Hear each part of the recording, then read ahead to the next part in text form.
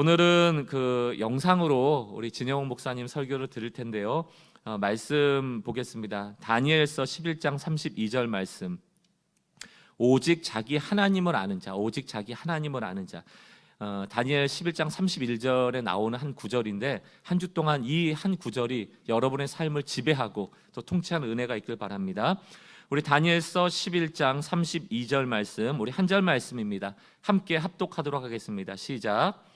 그가 또 언약을 배반하고 악행하는 자를 속임수로 타락시킬 것이나 오직 자기의 하나님을 아는 백성은 강하여 용맹을 떨치리라. 아멘. 우리 진영호 목사님 말씀 듣도록 하겠습니다. 저는 비록 여러분 얼굴을 볼 수 없지만 이렇게 화상으로나마 여러분 다시 만날 수 있게 되어서 참 감사하고 또 좋습니다. 특별히 지금 사회적 거리두기로 인해서 비대면 예배를 드려오고 계시는 것으로 알고 있습니다.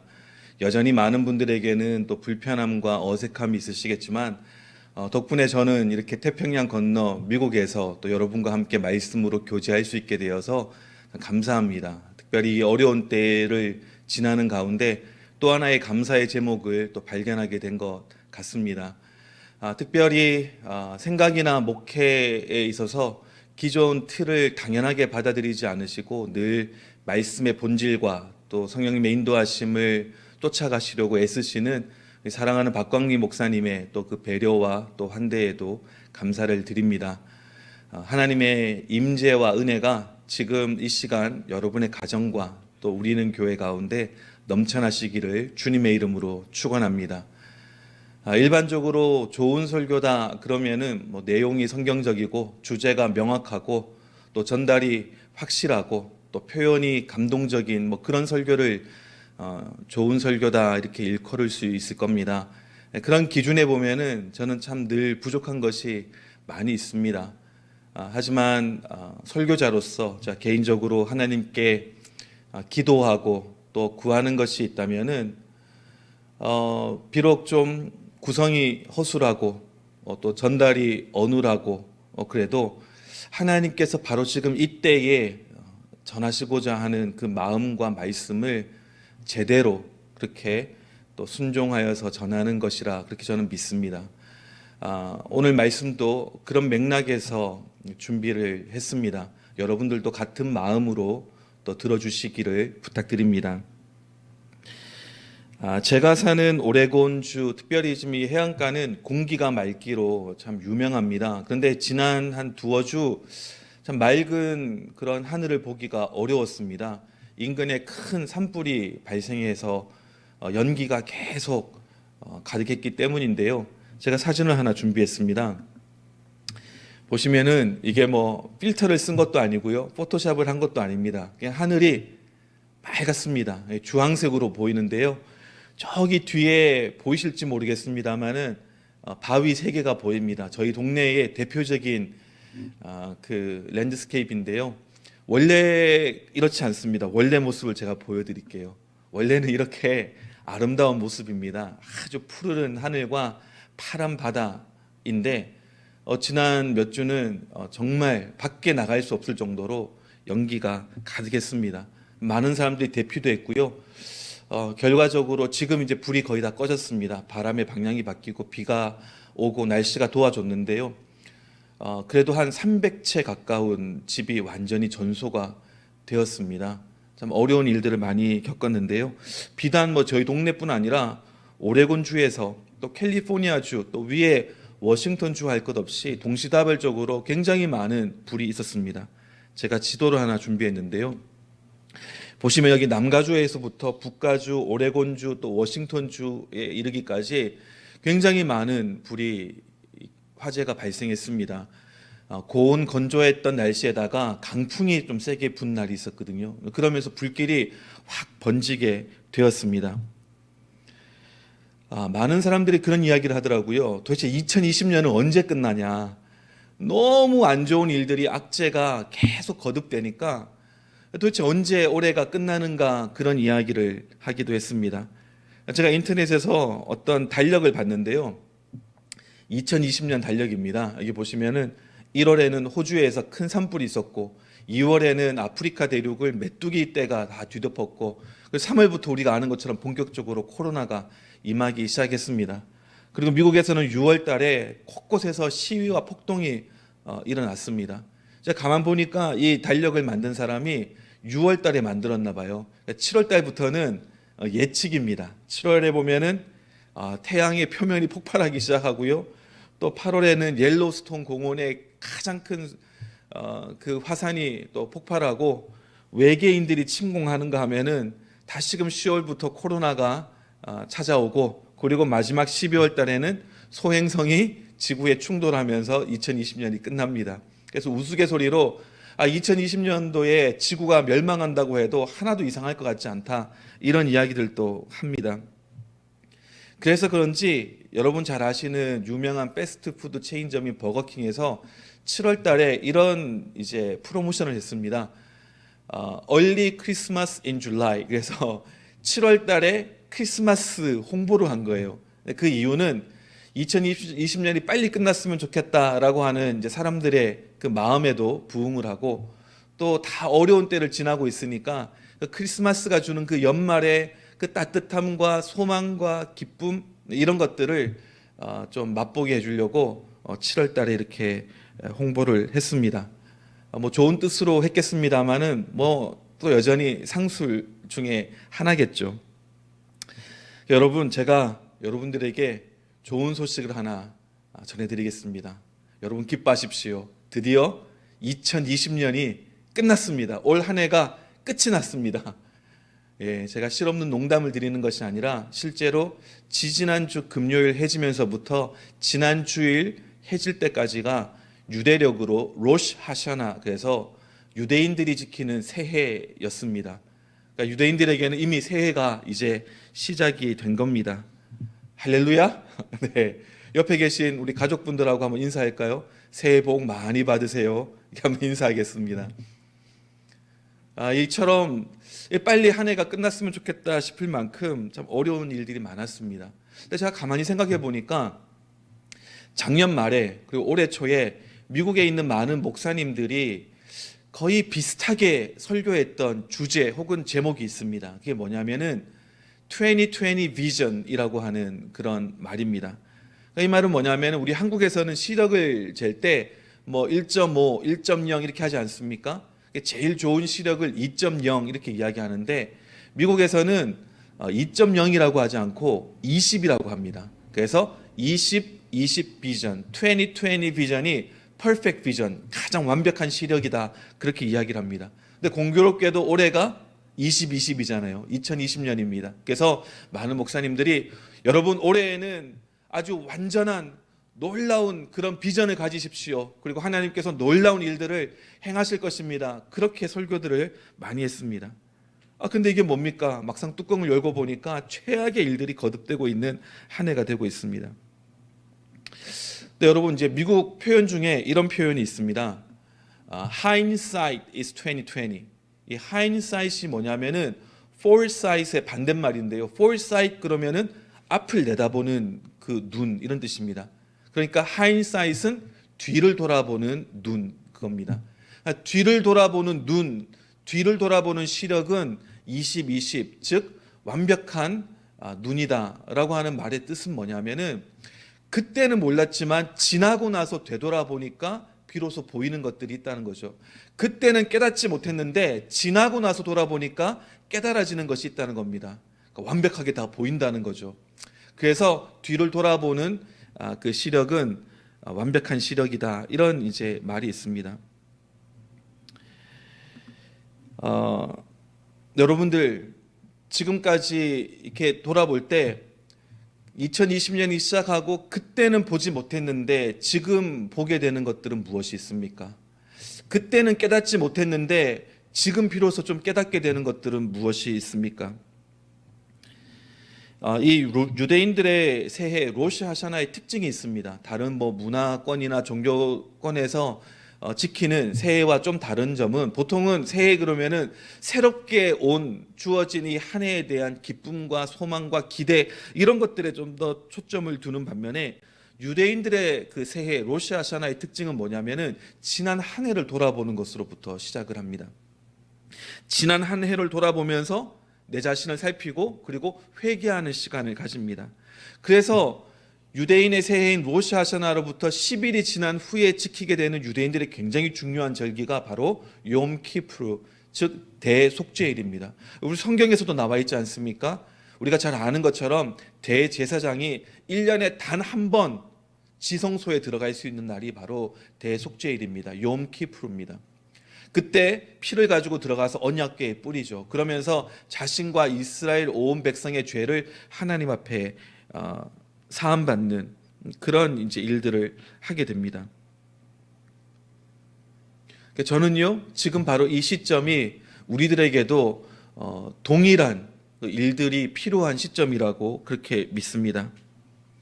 솔직히 저에게도 작년 말 또 올해 초에 하나님께서 주신 마음과 말씀이 있습니다. 그건 무엇이냐면은 2020년은 정말 크고 놀라운 하나님의 일의 시작이 될 것이다 라고 하는 그런 마음이었습니다. 근데 뚜껑을 열어보니까 언제나 그렇듯이 하나님의 생각과 저의 생각에 차이가 있었습니다. 주신 마음과 말씀이 잘못되었다고 생각하지는 않습니다. 다만 제가 이해하고 제가 바라보는 수준이 하나님에 미치지 못했다는 거죠. 하나님이 주신 그 말씀을 위해서 준비가 필요함을 그때는 제가 깨닫지 못했습니다. 여러분, 개인의 부흥이든 나라의 부흥이든 모든 부흥, 성경과 우리 역사를 보면은 모든 부흥의 시작에 공통점이 있습니다.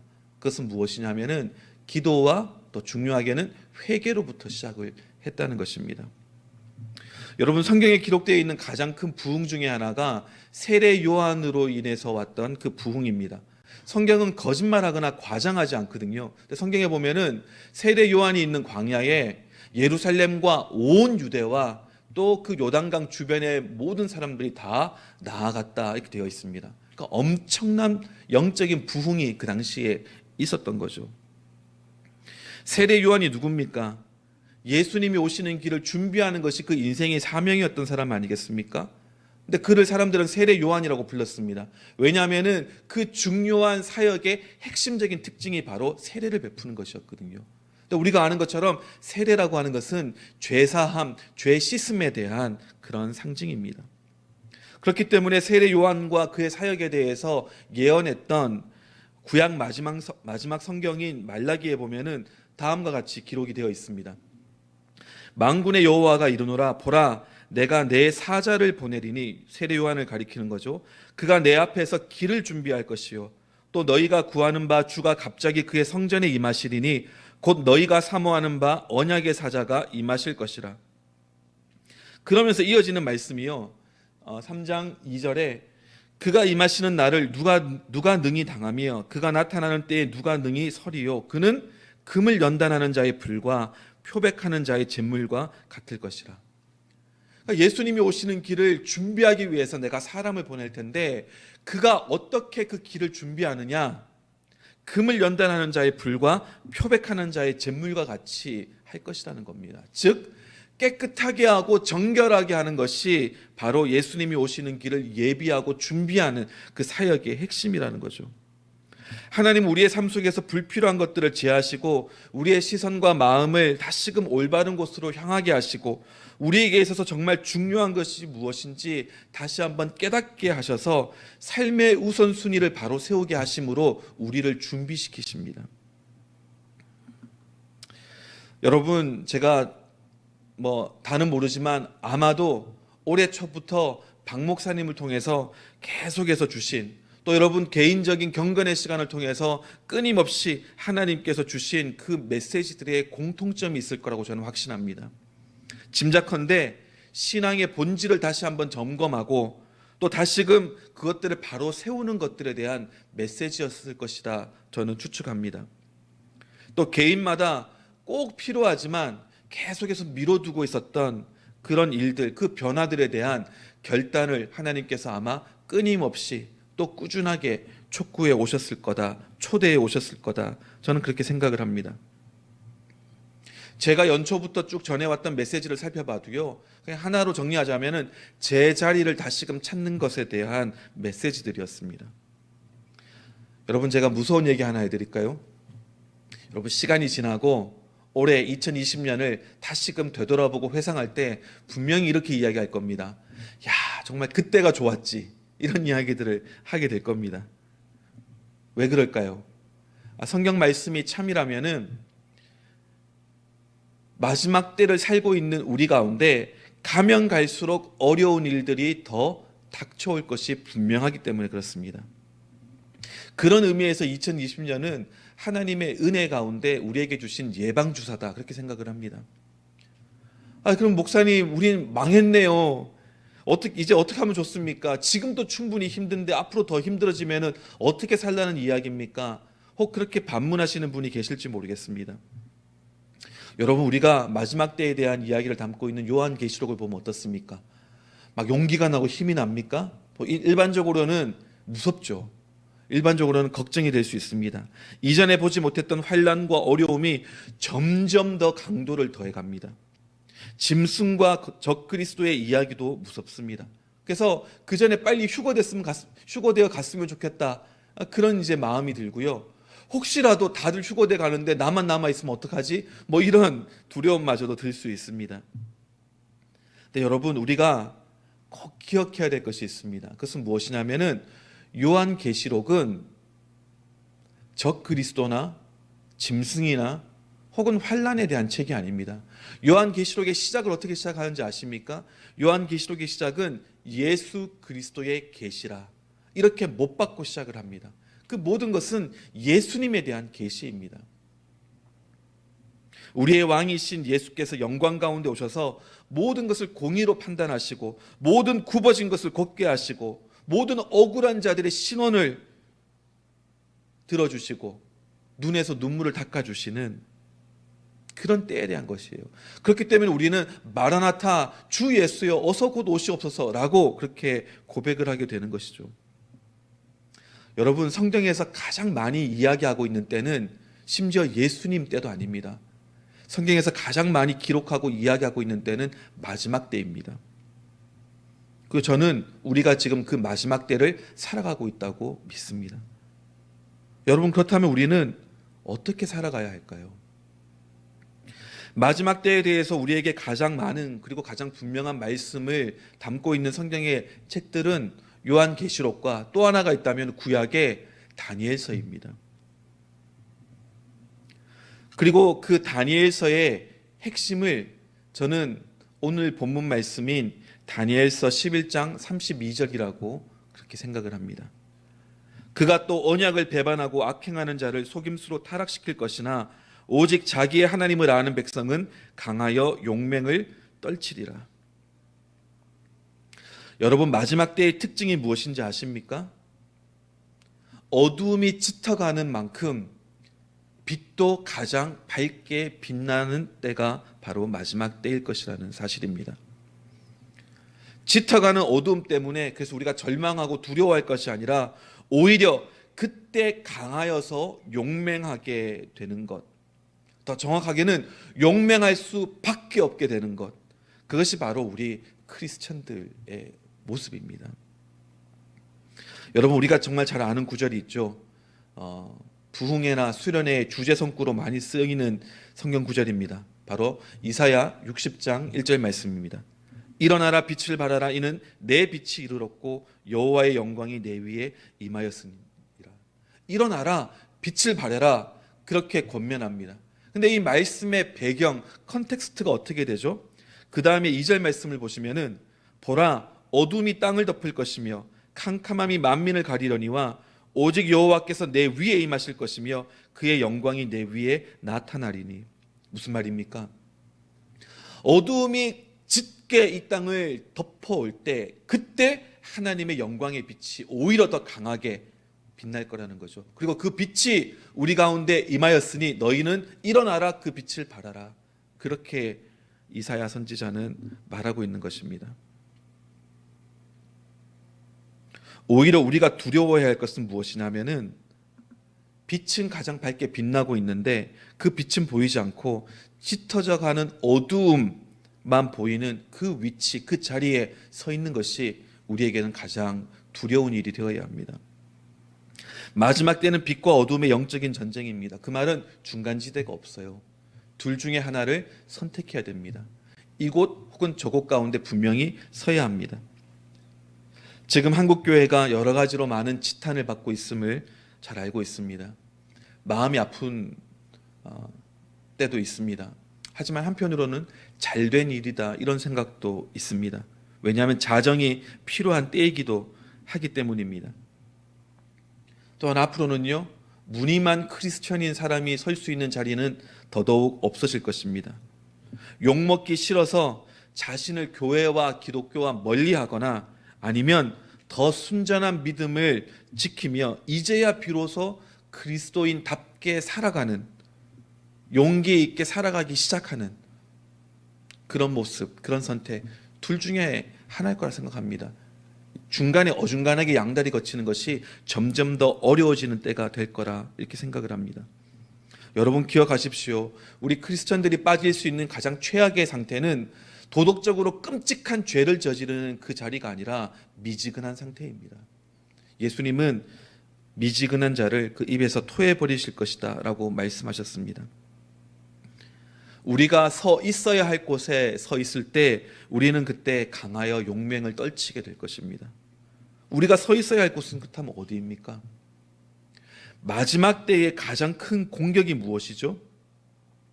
다니엘서 11장 32절 말씀을 다시 보시면은 그가 또 언약을 배반하고 악행하는 자를 속임수로 타락시킬 것이나, 마지막 때에 대해서 얘기하면서 마지막 때의 대적의 가장 큰 공격은 바로 속임수에 있다라고 그렇게 이야기를 합니다.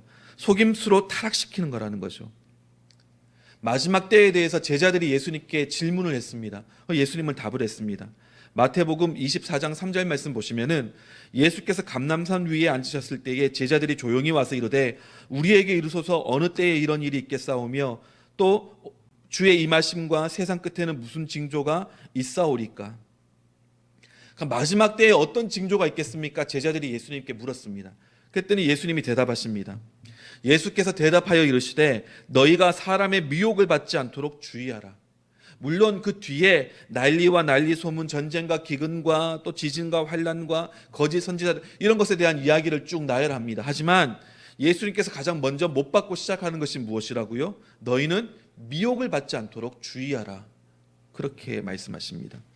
심지어 24절에 가서는 거짓 선지자들과 거짓 그리스도들과 거짓 선지자들이 일어나 큰 표적과 기사를 보여 할 수만 있다면 택하신 자들도 미혹하리라. 심지어 택하신 우리도 미혹시키려고 애쓸 것이라는 겁니다. 무슨 말입니까? 마지막 때에 우리가 절실히 필요한 것은 영적인 분별력과 판단력입니다. 그래서인지 요엘서에서 마지막 때에 대한 그 예언의 말씀 가운데 이런 말씀이 있죠.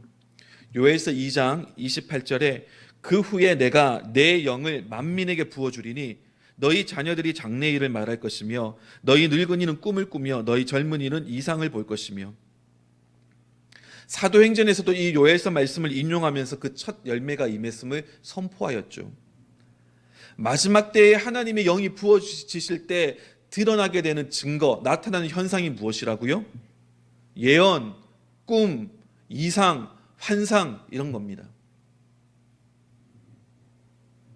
뭐 병고침, 기적, 능력 이런 것이 아니에요. 모두 다 계시에 대한 부분입니다. 왜 그럴까요? 다는 모르겠지만 한 가지 분명한 것은 그것이 우리에게 꼭 필요한 할 것이기 때문입니다. 항상 그렇지만 마지막 때를 살아가는 저희들에게는 영적인 분별력과 판단력이 반드시 필요합니다. 선택사항이 아닙니다. 근데 여러분, 이 분별력을 가지기 위해서 필요한 것이 무엇입니까? 여러분 꼭 기억해야 될 것은 무엇이냐면은 이 분별력을 가진다는 것은 어떤 지식을 가지는 것이 아닙니다. 뭐 미래에 대한 그런 정보를 가지는 것이 아닙니다. 분별력의 핵심은요, 하나님을 아는 것입니다. 왜냐하면은 진리는 인격이기 때문입니다. 내가 곧 길이요 진리요 생명이다. 예수님이 말씀하셨죠. 그렇기 때문에 예수님을 아는 것이, 하나님을 아는 것이 우리 모든 분별력에 있어서 가장 중심이 되고 핵심이 됩니다. 하나님을 알아야 우리가 그분의 뜻과 그분의 길을 알 수 있게 되는 거죠. 다니엘서 11장 32절 그가 또 언약을 배반하고 악행하는 자를 속임수로 타락시킬 것이나 오직 자기 하나님을 아는 백성은 강하여 용맹을 떨치리라. 아무리 미혹이 있고 시련이 있고 환난이 있어도 자기 하나님을 제대로 온전히 아는 그 백성은 강하여서 용맹을 떨칠 것이라는 그런 말씀입니다. 여러분, 우리가 하나님을 알기 위해서는요, 지혜와 계시의 영이 필요합니다. 그래서 사도 바울은 에베소서 1장 17절에서 우리 주 예수 그리스도의 하나님 영광의 아버지께서 지혜와 계시의 영을 너희에게 주사 하나님을 알게 하시고 얘기합니다. 머리가 똑똑하다고 하나님을 더 많이 알고 신앙의 연차가 더했다고 하나님을 더 많이 아는 것이 아닙니다. 하나님께서 지혜와 계시의 영을 부어주셔야 하나님을 우리가 비로소 온전히 제대로 알 수 있게 됩니다. 그래서 우리는 먼저 하나님이 지혜와 계시의 영을 주셔서 우리의 눈을 밝혀달라고 기도해야 할 필요가 있습니다. 지혜와 계시의 영이라고 하는 것은 단지 점치듯이 미래 일을 알려달라고 하는 그 기도의 차원이 아닙니다. 하나님의 뜻을 알 수 있도록, 하나님을 알 수 있도록 하나님의 영을 우리 가운데 부어달라고 하는 그런 말입니다. 주문을 외우듯이 하는 그런 기도가 아니라 우리의 중심을 드리는 기도입니다. 어떤 중심이요? 하나님, 나는 하나님을 알기 원합니다. 왜냐하면 하나님의 뜻을 행하고자 하기 때문입니다. 그러니 주님, 나로 알게 하소서. 이런 기도가 되어야 합니다. 여러분, 다니엘의 위대한 점은 어디 있겠습니까? 여러 왕들이 바뀌고 심지어 나라가 바뀌는데도 그 높은 직위를 감당했다. 이것이 다니엘의 위대한 점이 아닙니다. 심지어는 놀라운 환상을 보고 꿈을 해몽했던 것, 이것도 다니엘의 위대한 점이 아닙니다. 다시 한번 다니엘서 11장 32절 보시면 그가 또 언약을 배반하고 악행하는 자를 속임수로 타락시킬 것이나 오직 자기의 하나님을 아는 백성은 강하여 용맹을 떨치리라. 다니엘은 어떤 상황과 환경 속에서도 자기의 하나님을 알았던 사람입니다. 왕들과 나라들의 운명 그리고 앞으로 되어질 놀라운 일들에 대한 환상과 계시 가운데서도 무엇이 가장 중요한지를 알았던 사람입니다. 단지 겁이 없고 용감해서 왕의 명령을 어긴 것도 아니고요, 신앙을 지킨 것도 아니고 사자굴에 들어간 것도 아니었습니다. 자기 하나님을 알았기 때문에 용맹할 수밖에 없었다는 것이죠. 속임수 가운데 타락하지 않을 수 있었다는 겁니다. 그럼 다니엘은 날 때부터 이렇게 훌륭한 사람이었나? 다니엘이 이럴 수 있었던 비결은 무엇입니까? 다니엘서 1장 8절을 보시면 다니엘은 뜻을 정하여 왕의 음식과 그가 마시는 포도주로 자기를 더럽히지 아니하리라 하고, 포로로 바벨론에 잡혀왔을 때 왕의 그런 음식을 먹게 하고 그들을 따로 교육을 합니다. 그때 다니엘은 뜻을 정하여 그 음식으로 자기를 더럽히지 않기로 결심했습니다. 그것이 옳은 것인지 틀린 것인지는 잘 모르겠습니다. 하지만 중요한 것은 그가 하나님 앞에서 자기의 뜻을 정했다는 겁니다. 한번 버틸 때까지는 버텨보고 도저히 안 되면은 그거라도 먹어야지, 이것이 아니죠. 뜻을 딱 정했다는 겁니다. 다니엘서 9장 3절에서도 내가 금식하며 베옷을 입고 죄를 덮어쓰고 주 하나님께 기도하며 간구하기를 결심하고 하나님 말씀이 깨달아졌을 때, 주님의 환상이 임했을 때 그것을 더 알고자 하여 자기 자신을 준비하며 하나님께 기도로 나아갑니다. 그런데 그렇게 하기로 결심하였다라고 하는 것이 중요한 포인트입니다. 그랬더니 이 다음에 바로 천사가 찾아와서 그에게 이야기하죠. 22절 보시면 내게 가르치며 내게 말하여 이르되 다니엘아, 내가 이제 내게 지혜와 총명을 주려고 왔느니라. 가브리엘 천사가 찾아와가지고 다니엘에게 이렇게 이야기합니다. 내가 이제 너에게 지혜와 총명을 주려고 이제 왔다. 네가 받은 환상과 계시에 대한 의미를 해석해 주기 위해서 왔다라고 합니다. 근데 재밌는 표현이 있죠. 그 다음 23절에 보시면 곧 네가 기도를 시작할 즈음에 명령이 내렸으므로 이제 내게 알리러 왔느니라. 언제 응답이 왔다고요? 3일 작전 기도가 끝났을 때, 3일 금식 기도가 끝났을 때, 40일 작전 기도가 끝났을 때, 그것이 아니라 내가 무엇인가 하나님께서 감동하실 만한 정성을 들였을 때가 아니라 내가 내 자신을 준비하고 하나님의 뜻을 구하기로 결심하였을 때, 그때 하나님의 응답이 임했다는 겁니다. 고레스 왕 때 히데길 큰 강가에서 보았던 환상에 대해서도 이렇게 이야기합니다. 10장 12절에 그가 내게 이르되 다니엘아 두려워하지 말라. 네가 깨달으려 하여 내 하나님 앞에서 스스로 겸비하게 하기로 결심하던 첫날부터 네 말이 응답받았으므로 내가 내 말로 말미암아 왔느니라. 여러분, 꾸준한 신앙생활은 중요합니다. 영적인 훈련들은 반드시 필요합니다. 하지만 여러분, 정말 중요한 것이 무엇이냐면은 우리의 마음을 먼저 정하는 겁니다. 우리의 마음을 하나님께 정하기 시작할 때 그때로부터 변화와 새 일은, 하나님의 일하심은 시작되는 것입니다. 하나님을 더욱 알기로, 또 하나님의 길을 온전히 걷기로 결심하고 돌이키는 것을 우리가 무엇이라고 표현하죠? 그것을 가리켜서 우리가 회개라고 합니다. 그저 가슴치고 후회하고 눈물 흘리는 것이 회개가 아니라 하나님의 뜻대로 하나님의 길로 돌이키는 것을 회개라고 합니다. 그래서 우리가 영적인 분별력을 가지기 위해서 정말 중요한 말씀 중에 하나가 요한복음 7장 17절 말씀이죠. 사람이 하나님의 뜻을 행하려 하면 이 교훈이 하나님께로부터 왔는지 내가 스스로 말함인지 알리라. 예수님께서 말씀하시는 것도 이게 하나님 말씀 맞나? 하나님으로부터 온 말씀 맞나? 헷갈려하는 사람들이 있을 수 있다는 거죠. 하지만 예수님 말씀하십니다. 내 말이 하나님께로부터 온 말씀인지 아닌지 너희가 분별할 수 있는 방법, 알 수 있는 방법이 있다. 그것은 무엇이냐면은 너희가 하나님의 뜻을 행하기로 마음을 이미 먹었다면 내가 하는 말이 하나님께로부터 오는 것인지 아닌지 너희가 알 수 있으리라. 무슨 뜻입니까? 우리의 마음을 먼저 정하는 것이, 그것이 회개이고 시작이라는 겁니다. 여러분, 우리 자신을 한번 돌아봅시다. 하나님께서 계속해서 나에게 말씀해 오셨지만 줄기차게 외면하고 미루어 두었던 것은 무엇이 있습니까? 여러분, 더 이상은 안 됩니다. 지금이 때입니다. 여러분, 마음을 정하셔야 합니다. 하나님이 우리 삶에서 가장 소중한 분임을 깨달아야 합니다. 그리고 그 하나님을 우리가 알아가면 알아갈수록, 즉 경험하면 경험할수록 우리는 염려할 것도 두려워할 것도 없게 됩니다. 최근에 이 근처에서 불이 크게 났을 때 저희 가족도 잠시 대피를 해야 했었습니다. 근데 대피하려고 짐을 챙기다 보니까 다 가져갈 수가 없잖아요. 정말 중요한 것만 챙겨야 됩니다. 뭐 여권이라든지 신분증이라든지, 그리고 사진들도 막 이렇게 액자 가운데 있는 사진들 중에서 다 가져갈 수는 없으니까 액자에서도 사진을 뗐습니다. 근데 그 사진조차도 가져갈 사진, 놔둘 사진 결정해야 되겠더라고요. 그렇게 챙기면서 보니까 고민이 많이 되는 겁니다. 어떤 걸 가져가야 될지, 어떤 걸 놔둬야 될지 다 소중하게, 다 중요하게 보이는데, 그렇게 고민하다가 문득 그런 생각이 들었습니다. 아니, 이런 거 다 없으면 어떤가?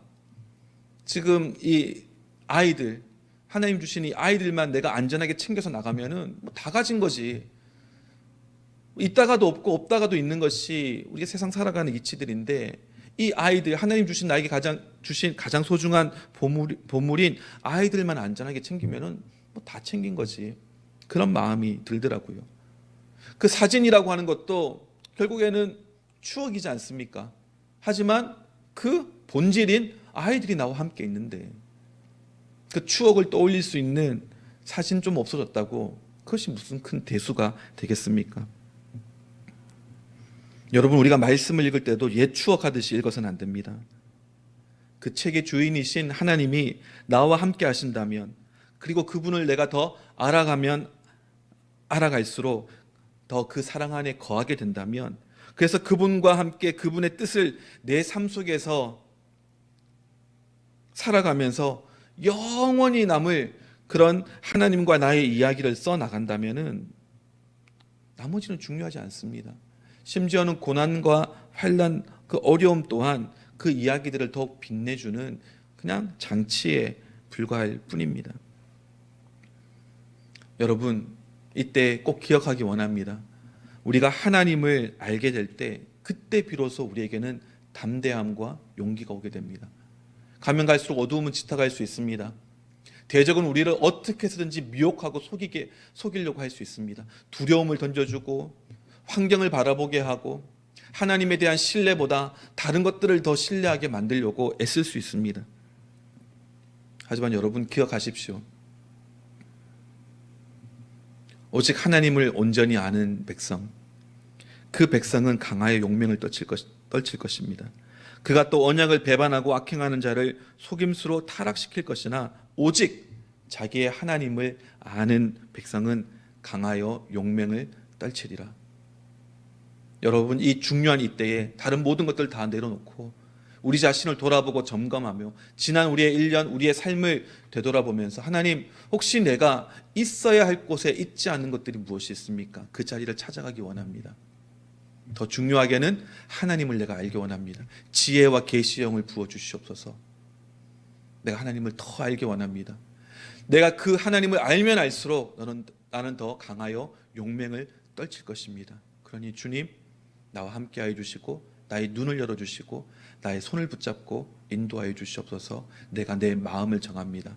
그렇게 고백하며 결단할 수 있는 저와 여러분 되시기를 주님의 이름으로 축원합니다. 함께 기도하시겠습니다. 하나님 감사합니다. 주님, 하나님께서 저희로 하여금 이 시대, 이 때를 살아가게 한 데는 하나님의 놀라운 목적과 계획과 뜻이 있음 믿습니다. 부르심과 소명과 사명이 있음을 믿습니다. 하나님 아버지, 우리가 허탄한데 우리의 생각과 마음을 두고 눈에 보이고 귀에 들리는 대로 걱정하고 염려하며 이리저리 휩쓸리며 살아가는 것이 아니라 오직 내 하나님께 나의 시선과 마음을 향하고 그 하나님을 더욱더 알아가게 되므로 아버지 강하여 용맹을 떨치는 주님의 백성이 되어지기를 간절히 원합니다. 하나님, 지금 점검해야 될 것들을 점검하게 하시고 돌아보아야 할 것들을 돌아보게 하시고 바로잡아야 될 것들을 바로잡게 하시고 무엇보다 결단하고 결심해야 될 것들을 지체하지 않고 미루지 않고 결심하게 하여 주셔서 아버지 하나님, 주님과 함께 써나가는 놀라운 이야기들이 내 삶을 가득 채우게 하여 주시옵소서. 감사드리며 예수님의 이름으로 기도합니다. 아멘. 오늘 진 목사님을 통하여서 오늘 우리에게 꼭 필요한 말씀을 저는 주셨다고 믿습니다. 저는 이 말씀 듣다가 마태복음 24장 24절 말씀이 눈에 더 크게 들어왔던 것 같아요. 미혹이 어떻게 오는가? 미혹이 어떻게 오는가? 누가 봐도 거짓말 같은 말로 미혹이 오는 게 아니고 그 말씀을 보니까 큰 표적으로 미혹이 오더라는 것입니다. 큰 표적으로 미혹이 오더라. 우리가 분별력을 잃게 되는 많은 상황들을 보면요, 결국 이 정욕이에요. 눈에 보이는 정욕, 큰 거. 말세에 큰 표적이 왔을 때 우리는 혼란스러워지고 거기에 휩쓸려가기가 굉장히 쉬워진다. 제가 언젠가 TV에서 신박한 정리, 이 집 청소해주는, 정리해주는 프로그램 말씀도 드렸잖아요. 우리는 더 많은 것을 가지면 편리해질 거라고 생각하지만 사고 또 사고 더 얻고, 그게요 2년, 3년, 5년, 10년 지나 보십시오. 이사할 때쯤 되면 이삿짐을 가누지 못할 정도로 집이 지저분해진 것을 저희가 발견하게 되죠. 정리가 안 되는 거예요.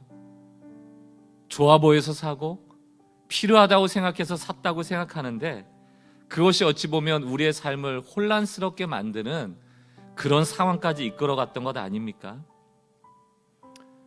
우리가 왜 정결해야 되는가? 왜 하나님께 집중해야 하는가? 이 말세의 시대는 분별력이 필요한 시대이다. 우리가 정결하지 않고 안목의 정욕을 쫓아가다 보면 우리의 영혼이 지저분해지고 우리의 영혼이 부패되어지고 우리의 영혼이 혼잡해져서 더 이상 하나님의 진리를 분별해낼 수 없도록 되어진다는 것, 이것을 우리가 굉장히 위험한 경고로 받아야 될 줄 압니다. 큰 표적이 우리를 미혹하게 될 거예요. 그러나 하나님은 우리 마음에 말씀하시죠. 진리로 말씀하시죠. 오늘 우리가 예배를 정리하면서 뜻을 정하십시오. 진리대로 살아가는 것, 하나님의 뜻대로 살아가는 것, 그것이 나에게 가장 귀중한 것입니다라고 뜻을 정하십시오. 그 뜻을 정할 때부터 하나님은 역사하신다고 말씀하시지 않았습니까? 오늘 이 말씀을 정리하며 모든 상황 속에서 주를 찬양할지라. 주는 너의 큰 상급 큰 도움이시라. 주의 얼굴 구할 때 주의 영을 구하사. 지금 내가 하나님의 영을 구하면 그 마음의 시작부터 하나님은 다니엘과 같이 우리에게 역사하실 줄 믿습니다. 크신 사랑 안에서 주를 보게 하소서. 내 영혼이 확정되고 확정되어 싸우니.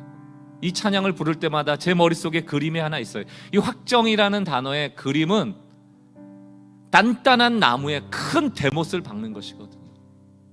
망치로 쳐서 더 이상 뽑히지 않도록 그 못을 나무에 박아버리는 상황, 그것이 확정한다라는 뜻입니다. 내 영혼을 하나님께 확정하는 은혜가 있기를 주님의 이름으로 축원합니다. 오늘 하나님 내 인생의 모든 것 되십니다.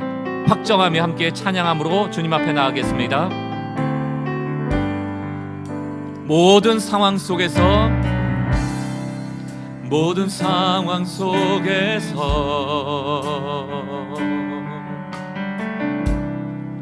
주를 찬양할지라.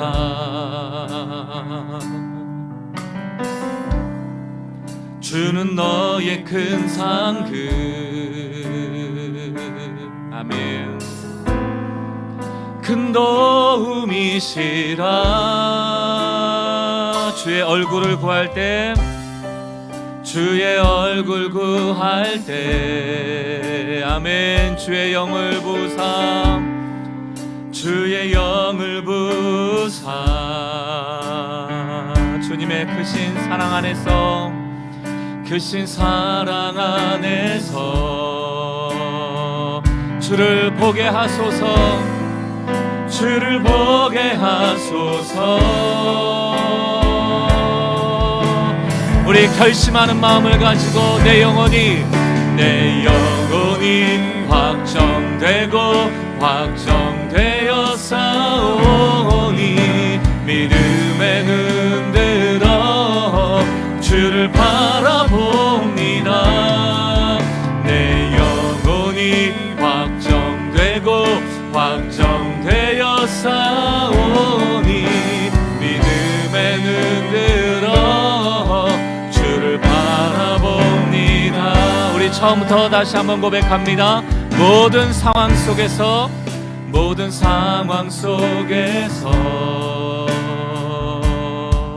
주를 찬양할지라. 주를 찬양할지라. 주는 너의 큰 상급. 주는 너의 큰 상급. 환난 날에 만날 큰 도움이시라. 큰 도움이시라. 주의 얼굴을 구할 때, 주의 얼굴 구할 때 모든 것을 분별할 수 있는 하나님의 영을 보실 줄 믿습니다. 주의 영을 부사. 우리를 사랑하시는 그 크신 사랑 안에서, 크신 사랑 안에서, 아멘. 주를 보게 하소서. 주를 보게 하소서. 아멘. 내 영혼을 주께로 확정합니다. 내 영혼이 확정되고 확정되어 싸우니 믿음의 눈 들어 주를 바라봅니다. 내 영혼이 확정되고 확정되어 싸우니 믿음의 눈 들어 주를. 우리 다시 한번요. 나는 주님만 신뢰합니다. 내 영혼이 확정되고, 내 영혼이 확정되고 확정되어 싸우니 믿음의 눈 들어 주를 바라봅니다. 내 영혼이 확정되고 확정되어 싸우니 믿음의 눈 들어 주. 이렇게 찬양합니다. 내 삶은 주의 것, 내 삶은 주의 것. 아멘. 내 삶은 주의 것. 온전한 신뢰를 주께 드리네. 보이지 않아도 믿음으로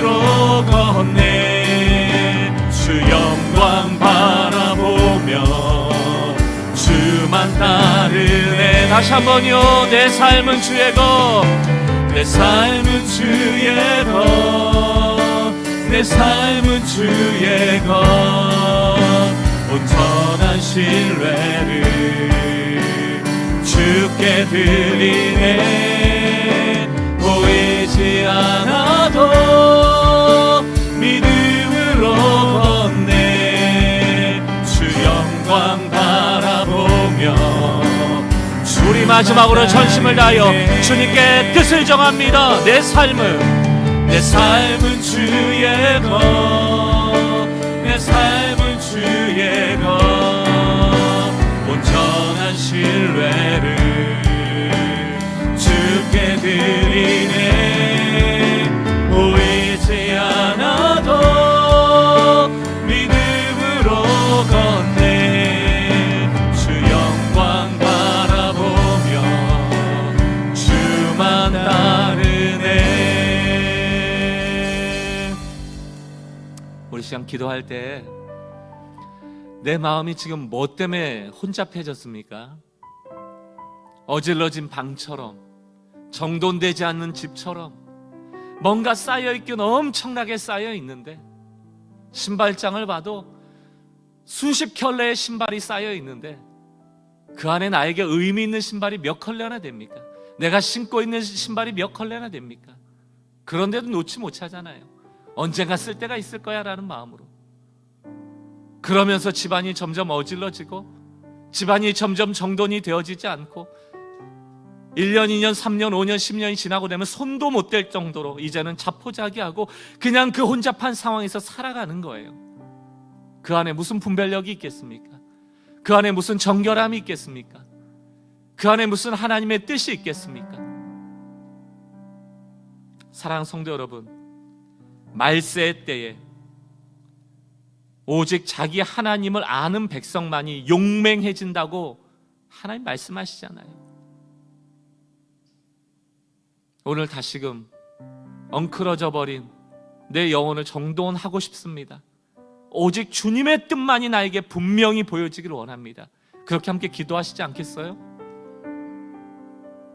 하나님만이 나를 정결케 하실 수 있는 분이고, 이 말세를 살아가면서 우리는 기필코 정결해져야 돼요. 기필코 정결해져야 돼요. 왜? 분별력을 상실하면 큰 표적 앞에 우리가 미혹당하니까. 이 시간 조용히 내 삶을 주님 앞에 올려드리며 주님만 향하여 나의 삶의 걸음을 걷기 원합니다. 오늘 주신 말씀 기억하면서 뜻을 정하여 하나님 앞에 기도합니다. 우리 피아노 반주를 들으며 함께 기도하는 시간 같습니다. 기도하겠습니다.